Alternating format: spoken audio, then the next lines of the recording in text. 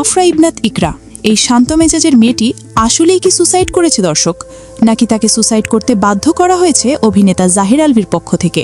সেই সাথে কী কারণে এবার ফেঁসে যেতে পারে বাংলাদেশের জনপ্রিয় ছোট পর্দার অভিনেত্রী ইফফাতারা তিথি? টক্সিসিটি একটা বিষয়। আমাদের রিলেশনশিপটা অনেক আগে থেকেই টক্সিক ছিল। আমি আসলে কখনোই চাই নাই যে মানুষটা পৃথিবী থেকে চলে গেছে সেই মানুষটাকে নিয়ে খুব বেশি বড় কোনো কনভারসেশন আপনাদের সাথে করতে। ইতিমধ্যে কিন্তু আপনারা অবগত আছেন যে ইকরার মৃত্যু নিয়ে এবার যে তথ্য প্রকাশ হয়েছে এবং কি জাহির আলভিকেও গ্রেপ্তার করা হয়েছে। দর্শক, ইকরার এই মৃত্যুকে কেন্দ্র করে এবার পুলিশের কাছে জাহির আলভি জবানবন্দি দিয়েছেন।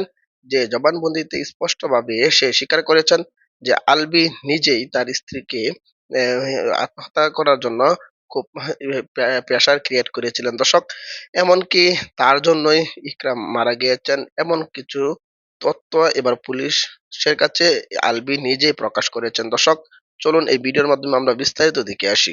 ভিডিওটি খুবই গুরুত্বপূর্ণ, তাই না টেনে সম্পূর্ণ ভিডিওটি দেখবেন। চ্যানেলে নতুন হয়ে থাকলে সাবস্ক্রাইব করে রাখবেন পরবর্তী ভিডিওর জন্য। লাইক করে দেখতে থাকুন সম্পূর্ণ ভিডিওটি।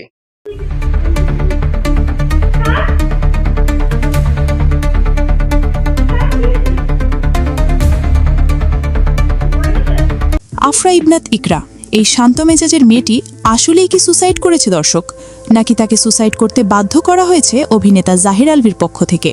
সেই সাথে কী কারণে এবার ফেঁসে যেতে পারে বাংলাদেশের জনপ্রিয় ছোট পর্দার অভিনেত্রী ইফফাতারা তিথি, সেই সব বিষয় ঘিরেই আজকের এই প্রতিবেদন। দর্শক, অভিনেতা জাহির আলভির স্ত্রী আফরা ইবনাত ইকরার মৃত্যু ঘিরে আমাদের হাতে নতুন একটি চাঞ্চল্যকর তথ্য এসেছে, যা দেখার পর যে কেউ অবাক হতে বাধ্য হবে। তো দেরি না করে ভিডিওটি শেষ পর্যন্ত দেখুন, সামনে থাকছে হাড় হিম করা গোপন কিছু তথ্য।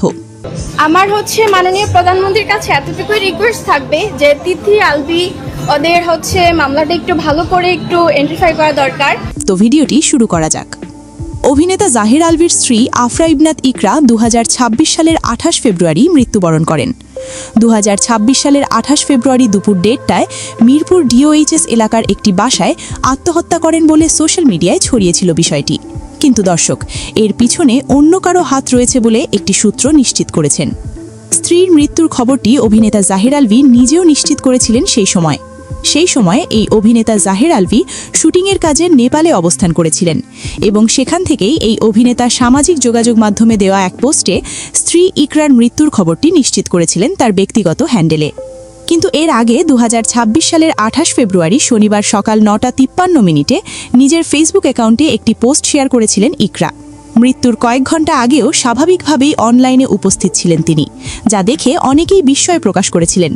ঠিক কী কারণে এমন আত্মহত্যার সিদ্ধান্ত নিয়েছিল তা নিয়ে তৈরি হয়েছিল নানা প্রশ্ন সবিজঙ্গনে। এখন দর্শক, আরও একটি বিষয় আপনাদের জানিয়ে দেওয়া আসলে জরুরি। সেটা হলো ছোট পর্দার অভিনেতা জাহির আলভি ও অভিনেত্রী ইফফাতারা তিথির মধ্যকার প্রেমের গুঞ্জনটি একটি দুঃখজনক ও আলোচিত ঘটনা। তাদের এই সম্পর্কের জেরে আলভির স্ত্রী আফরা ইবনাত খান ইকরা আত্মহত্যা করেন, যা বিনোদন অঙ্গনে তীব্র সমালোচনার সৃষ্টি করেছিল সেই সময়। অনেকেই তো ভেবে নিয়েছিল যে এই অভিনেত্রী ইফফাতারা তিথির কারণে নিজের মৃত্যুর মতো বেছে নিয়েছিল এই ইকরা। দর্শক, আপনাদের আরও সহজভাবে বোঝানোর চেষ্টা করছি। কোনো মানুষ সহজে কিন্তু মৃত্যুবরণ করতে চায় না। সেও জানে এই আত্মহত্যা আসলে মহাপাপ। তাহলে প্রশ্ন থাকতে পারে, জেনে শুনে মানুষ আসলেই সেই পাপ কাজটি কেন করতে চায়? তাহলে বলতে হয় দর্শক, আপনি যাকে নিজের জীবনের চেয়েও বেশি ভালোবেসে যাবেন এবং সেই প্রিয় মানুষটিকে বিশ্বাস করে সারা জীবনটা তা কাঁধে মাথা রেখে বাকি জীবনটা পার করতে চাইবেন, সেই আপনার প্রিয় মানুষটি যদি আপনার ভালোবাসা নিয়ে ছিনিবিনি করে এবং আপনার বিশ্বাসের জায়গায় আঘাত করে সেই প্রিয় মানুষটি, তাহলে কিন্তু আর সেই ব্যক্তির বেঁচে থাকার কোনো ইচ্ছেই করে না এই পৃথিবীতে বেঁচে থাকতে।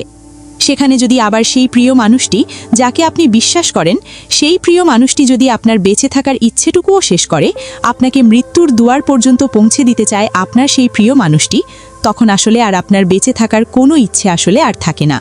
ঠিক তেমনই হয়েছে এই আফরা ইবনাত ইকরার সাথে, যা করেছে এই ছোট পর্দার জনপ্রিয় অভিনেতা জাহির আলভি। দর্শক, আপনি কি জানেন এই জাহির আলভি নেপাল থেকে ফিরে আদালতে আত্মসমর্পণ করতে চাইলে আদালত তাকে গ্রেফতার করে রিমান্ডে পাঠিয়েছে এবং সেই রিমান্ডে বেরিয়ে এসেছে চাঞ্চল্যকর তথ্য। ইকরার বাবা মায়ের আইনজীবী আদালত প্রাঙ্গণে কি জানিয়েছেন, চলেন সেটাও একটু শুনে আসা যাক। এই মামলাটা বাংলাদেশের একটা আলোচিত মামলা। নাট্য অভিনেতা জাহের আলভীর স্ত্রী ইকরা আত্মহত্যা মামলা।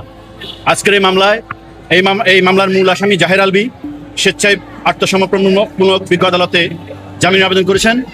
আমরা রাষ্ট্রপক্ষ বাদীপক্ষ এই মামলার আসামির জামিনের বিরোধিতা করি। আমরা বিজ্ঞ আদালতকে অভিহিত করি, এই আসামির সাথে ডিসিস্ট ইকরা 2013 সালে প্রেমের সম্পর্কে বিবাহ হয় এবং তাদের দাম্পত্য জীবনে 5 বছরের একটি পুত্র সন্তান রয়েছে।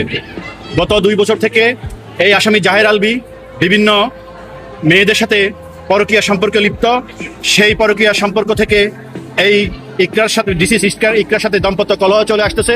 দীর্ঘ 2 বছর থেকে এই জাহের আলভী এই ডিসিজ ইকরাকে বিভিন্নভাবে শারীরিক ও মানসিক নির্যাতন করেন এবং আত্মহত্যায় প্ররোচনা করেন এবং বিভিন্ন সময় এই ডিসিজ ইকরাকে বলেন যে তুই মরে যা, তুই মরে গেলে আমি শান্তি পাবো, তুই আত্মহত্যা কর, এই ধরনের উস্কানিমূলক কথাবার্তা দিয়ে সংসারে একটা অশান্তি সৃষ্টি করে। দর্শক, কি বুঝলেন?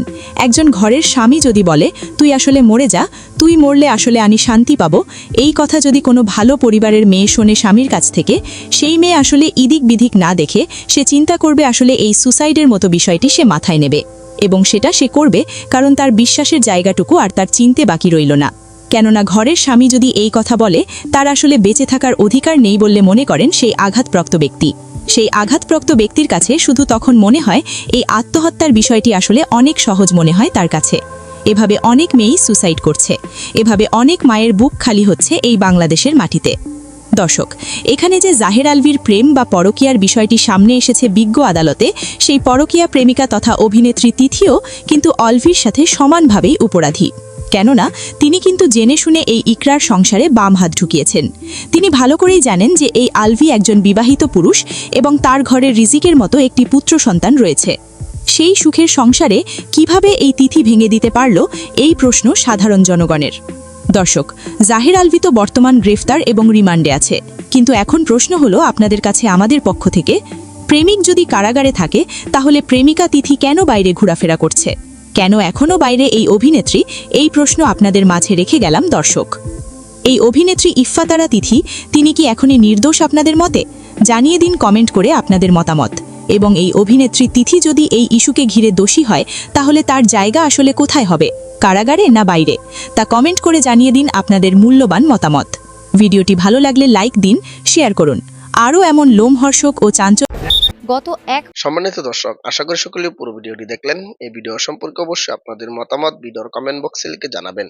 দর্শক, এই ধরনের প্রতিনিয়ত আপডেট ভিডিওগুলো সবার আগে পেতে অবশ্যই চ্যানেলটিকে সাবস্ক্রাইব করে পাশে থাকা বেল বাটনটি অন করে রাখবেন পরবর্তী ভিডিওগুলো সবার আগে পাওয়ার জন্য। আজকের মতো ভিডিওটা এখানে শেষ করলাম। দেখা হচ্ছে পরবর্তী ভিডিওতে। সেই পর্যন্ত ভালো থাকবেন, সুস্থ থাকবেন। আসসালামু আলাইকুম ওয়া রাহমাতুল্লাহ।